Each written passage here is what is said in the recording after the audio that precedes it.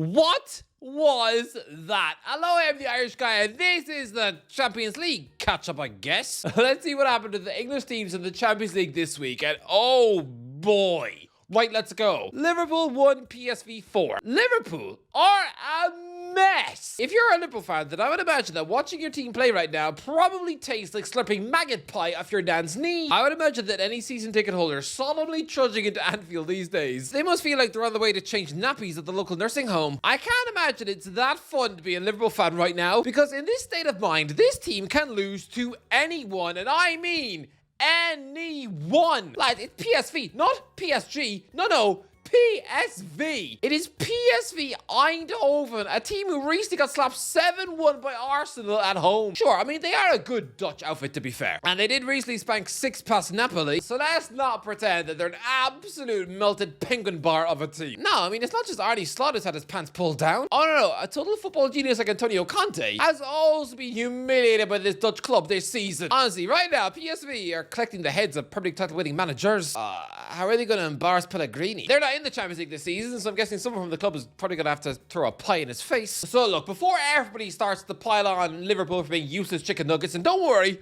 I'm going to do that too. Oh no, let's first give some credit to PSV first. I mean, don't forget, Peter Bosch's boys did knock Allegri's Juventus out of the Champions League last season. And Liverpool have already lost to PSV earlier in 2025. So they're not this total garbage Dutch club where losing to them is more embarrassing than being caught getting off with a hole in your cornflakes box.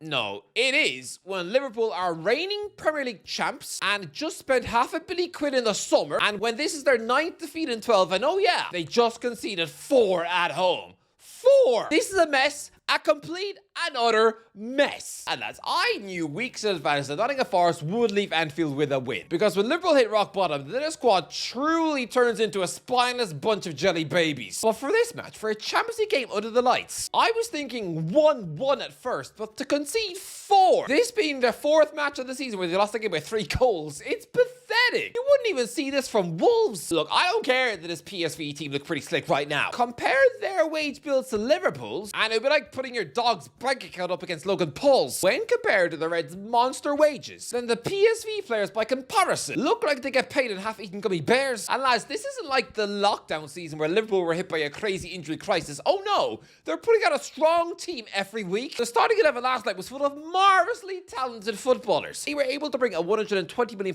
one off the bench, but I think it's evident that many of these players also have the backbone of barbecued sausages. The shirking of challenges, the total lack of effort in trying to defend. Lads, Virgil van Dijk came out recently and was horrified that Wayne Rooney dared to have a go at it. I'm sorry, Virgil, but look, you talk the talk and have been one of the greatest centre-backs in the Premier League era, sure. But right now, you are struggling big time, and it probably shouldn't be a surprise. We shouldn't really be shocked, because he does turn 35 in the summer. I mean, look at where some of the greatest ever Premier League centre-backs were when they were 35. John Terry was on the Chelsea bench after getting hauled off at half-time against Man City. Rio Ferdinand was embarrassing himself for QPR, while Sol Campbell was in League One. This is just the natural end of the road for VVD. And it really doesn't help when his centre-back partner Ibrahim Konate. Oh, lads, I am not exaggerating here when I say that his performances this season have reminded me of John Alon Boomsong. I know.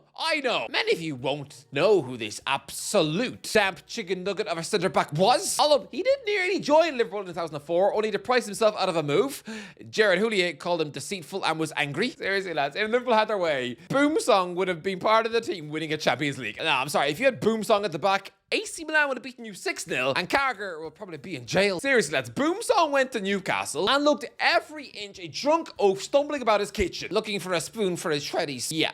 Well, Canade's actually got aspirations of joining Real Madrid, right? Yeah, that looks about as fanciful as me asking Santa Claus if I can be the 4th member of a little mix. I mean, look, sure, Boomsong actually did upgrade clubs too, but in the Lloyd Kelly sort of way. Leaving Newcastle for Juventus, but a Juventus team that was in Serie B. If they hadn't just been relegated, the Juve Chiefs would have sooner eaten their own mum's face than dare to send Boomsong a text. Seriously, joining that version of Juventus was not that big a brag. Seriously, it'd be like getting married to Britney Spears when Britney Spears is dead. But seriously, this season might just be the most dramatic loss of form I've ever seen from a Premier League champion. This is worse than Eden Hazard levels in 2015. But Konate, last night, he's literally jumping out of the way of the ball for the 3rd PSV goal. It is terrible. Konate is useless. Useless.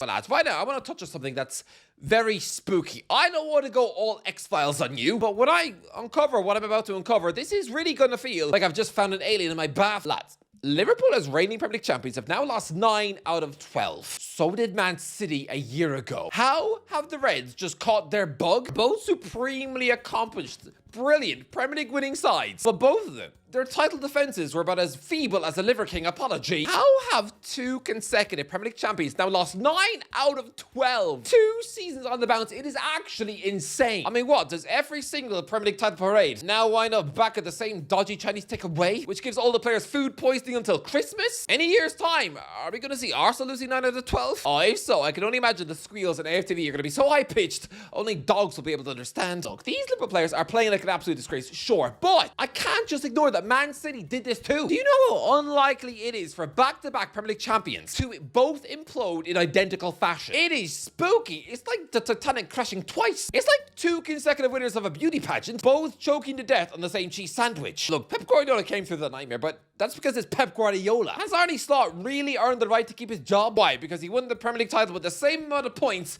that Brendan Rodgers put on the board, with a fewer points tally than Rafa Benitez earned at Liverpool a year before he lost his job to the Fulham manager. They're producing relegation form, having spent £500 million. He's continuing to persist with fat muffins like Milos Kerkez, and he's clearly got a weird obsession with Isak. He's like a child who won't put down their favorite teddy bear, even when it's covered in snot and wee. I don't know how you possibly fix this mess by keeping Slot in a job. I mentioned Zidane the other day, but why not, says Fabregas? Marseille 2, Newcastle 1. I'm not gonna lie, I am still fuming. Newcastle United on Tuesday night were pathetic bananas, turning up to a seriously hostile environment in Marseille, where the ultras market themselves as being more insane than the monsters of the Hills of Ice, and the Magpies are given a dream start where Harvey Barnes puts them 1-0 up after 6 minutes. Okay, Newcastle are still leading by a goal to the good at half-time. Okay, fine. All that needs to be done now is for the team to be careful, because this De Zerbi team has some talented players, but it is a squad with more baggage than they're ever playing. Seriously, I mean, there's some odd characters in that Marseille squad. So yes, what was required was a professional second half performance from Newcastle to see out the win, which would have briefly moved the Magpies joint top of the Champions League. Sorry, what?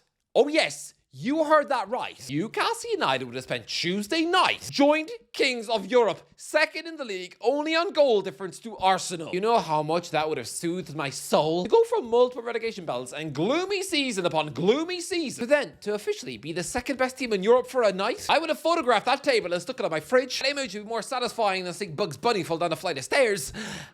I never liked Bugs Bunny. But no, 20 seconds into the second half, Nick Pope comes charging miles out of his own box. And, for no reason. Malik Chow was forcing Aubameyang wide. There is literally no danger on the pitch, and yet Pope just wants to get an invite to the party. It's honestly like somebody racing across the schoolyard to get involved in a heated debate you were having with someone about whether pigeons can dance. Pope took it upon himself to become a massive third wheel. What, do you also wait outside the cinema with a tub of popcorn, desperately trying to weasel your way into a couple's date? Stop trying to get involved, Nick. This interaction had nothing to do with you. There was literally no danger. It's like Batman bursting into your kitchen to fight your dad simply because he left cookie crumbs in the sink. Pope, what are you doing? Aubameyang easily sips the ball past him because Pierre has more footballing ability in his left fingernail than in Nick's entire body. And so then, Nick's last resort, his only tactic was to then shout at him, literally screaming in his face to try and put him off putting it into an empty net. Yeah, this is somebody who's been African Footballer of the Year before, so I don't think he's gonna be fazed by being shouted at by a former Burnley goalie. What are you doing? And then 4 minutes later, Aubameyang scores again, because Nick's moment of madness just seemed to upset the whole team and made them all nervous, and that's how the game was lost. I've already said it on the other channel, the Irish Guy Extra. I'll say it again. Drop Pope now. Chelsea 3, Barcelona 0. Wow, excellent Chelsea win. But lads, I'm a bit... I don't know what happened here, because growing up, Chelsea versus Barcelona was arguably the most epic grudge match in Europe. It was tense, the Ronaldinho goal, the fiery Mourinho antics, the Del Horno red, the Eto'o winner at Stamford Bridge, the Lampard chip at the Nou Camp, the Battle of the Bridge, the Drogba ramblings, the Drogba winner, the Terry red card, the Torres goal, the Neville noise. Chelsea versus Barcelona used to be the best match of the year. Every single encounter was unbelievably tense. You didn't dare take your eyes off it for a minute, but this, however, just a walk in the park.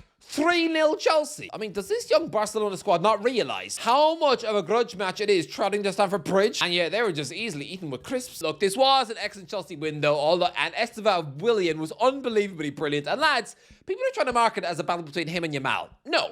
okay? Yamal's a freak, okay? He bossed the Euros at 16, okay? He is another Messi-like alien.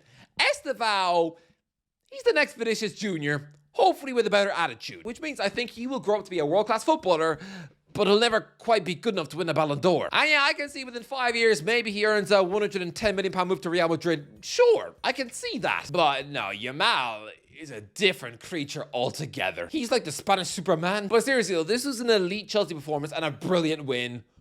Well done. Maybe I should have given them more than a C. Arsenal 3, Bayern Munich 1. This is the Champions League final. Okay, I'm sorry, I'm calling it now. But yeah, on November 27th, 2025, I'm telling you now, Arsenal and Bayern Munich will meet again in Budapest. What a win for the Gunners though, because if there's one team Arsenal have struggled to beat, it's Bayern Munich. Remember a few years ago when the Germans beat them 10-2 in aggregate, and most Arsenal fans fully wanted to eat Wenger's head? Yeah, no, here they are welcoming a pristine Bayern side to the Emirates. A Bayern team who've won nearly every game so far this season, and yet the Gunners deal with them comfortably. Jurriën Timber launches in an early goal as Arsenal continue to prove that yes, they love corners more than James Corden loves cake. And then Bayern whiz-kid Leonard Carl equalises, but then Nani Madueke scores in the second half, and then Gabriel Martinelli scores after Manuel Neuer went full Nick Pope, charging miles out of his box to get involved. I mean, seriously, watching this back in the highlights, suddenly seeing Neuer unexpectedly pop into view, it was like an old-fashioned horror jump scare. Seriously, it was like something you'd see at Paranormal Activity, where someone's dead granny jumps out of the cupboard covered in biscuit crumbs. What on earth was Neuer doing that far out of his net? I know he's always done this, but what is it about these sort of goalies always wanting to get involved? Do they just get bored of waiting in the box, making small talk with the fans behind the goal? Martinelli is one of the quickest footballers in Europe, and Neuer is trying to outpace him in a foot race. At 39? You literally turned 40 in March. What are you doing? But yeah, this is going to be the final, and I think Bayern will win. PSG 5, Tottenham 3. Well, that was pretty silly. Lads, after that pretty epic Super Cup in August, I think we've discovered two teams who complement each other really, really well. That is 12 goals PSG and Spurs have now shared in the last two meetings. It's like finding two boxers who suit each other so well, so much so that it makes for an epic fight. And that's what PSG and Tottenham seem to do. They seem to bring the best out of each other. I mean, last night it was Spurs absolutely, utterly rubbish defending, which allows PSG to stomp in 5, including 2 Vitinha screamers on his way to a hat-trick. Well, lads, after Spurs have, for most of this season, looked pretty pathetic in attack, to score 3 goals away from home at the Champions of Europe. Not bad at all. Well, lads, you know what's even more weird? These two clubs had never played each other before, ever, before August. Isn't that weird? Because lads, football's been around so long that, yeah, strange teams have played strange teams. Like, two clubs you never would have thought would have ever met each other in the past. Like Portsmouth playing AC Milan or Ipswich and Inter. So I naturally assume that PSG and Spurs must have crossed paths before, in like a UEFA Cup 20 years ago. No, never, ever, ever. But now, I want to see more of this. More. I want to see Spurs and PSG play each other once a year, because these are wildly entertaining matches. Seriously, this is like seeing sparks fly between two nerds on a first date down the park. Two people furiously trying to pick chunks of ham out of their braces before their first kiss. Okay, that is a mean comparison. PSG are literally champions of Europe. Tottenham are also champions of Europe. Well, sort of. So yeah, it's unfair to call them both nerds. But lads, I just want to see these two play each other again, because Luis Enrique and Thomas Frank, when they face each other, it's fireworks. Seriously, this is a beautiful matchup. What a game. Anyway, that's the interview. Let me know what do you think? Let me know. That was crazy. It fully was. Let me know in the comments what you think. If you enjoyed the video, don't forget to like, share, please. I'll talk to you in a while.